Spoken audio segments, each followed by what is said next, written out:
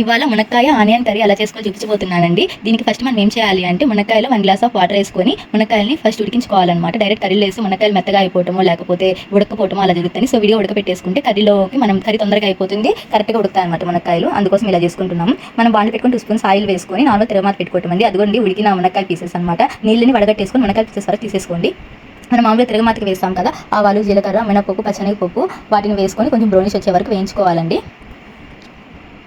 వీటిని లైట్గా వేయించేటప్పుడు మనం కొంచెం కచ్చాపచ్చాగా వెల్లుల్లిపాయలు ఉంటాయి కదండి, వాటిని ఒక 5-6 అలా తీసుకొని కచ్చాపచ్చా దంచి వేస్తే టేస్ట్ చాలా బాగా వస్తుంది అనమాట. కొంచెం మారుతుంది ఫ్లేవర్, మంచి తెల్లగడ్డ ఫ్లేవర్ వస్తుంది. అది కొంచెం వేగంగానే మనం తరిగి పెట్టుకున్న ఆనియన్స్ తీసేసి దాంట్లోనే ఆనియన్స్ ఏంటంటే నేను 5 తీసుకున్నానండి. మీరు మీ క్వాంటిటీ తగ్గట్టు తీసుకోండి. మేము ఎక్కువ మంది కాబట్టి మేము 5 తీసుకున్నాము. దీంట్లో 1 టేబుల్ స్పూన్ ఉప్పు, 1/2 టేబుల్ స్పూన్ పసుపు వేసి బాగా మిక్స్ చేసేసుకొని కాసేపు వేయించుకోవాలండి. బాగా ఆనియన్స్ బాగా వేగితే టేస్ట్ బాగా వస్తుంది అనమాట. ఆనియన్స్ బాగా వేగిన తర్వాత మునక్కాయ పీసెస్ వేయాలండి.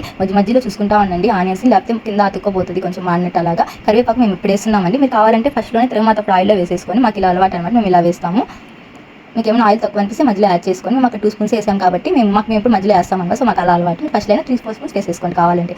బాగా వేగిన తర్వాత ఆనియన్ మనం మునక్కాయ పీసెస్ పక్కన పెట్టుకున్నాం కదా, అవి వేసి బాగా మిక్స్ చేసేసుకొని దీంట్లోనే మనం ఇంకొక స్పూన్ ఉప్పు యాడ్ చేసుకుంటే బాగా మునక్కాయ పీసెస్ కూడా బాగా పడుతుంది అనమాట. సో ఉప్పు యాడ్ చేసుకొని కొంచెం బాగా మిక్స్ చేసుకొని 2 వేగా అనగానే మనం 1 స్పూన్ కానీ 1.5 స్పూన్ కానీ కారపొడి వేసేసుకొని బాగా మిక్స్ చేసేసుకోవాలండి.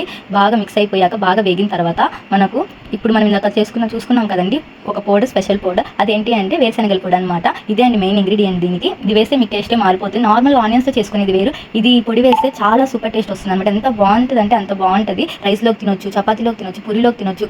Easy and tasty recipe. మీకు నా వీడియోస్ నచ్చినట్లయితే please subscribe my channel and likes కొట్టి షేర్ చేయండి.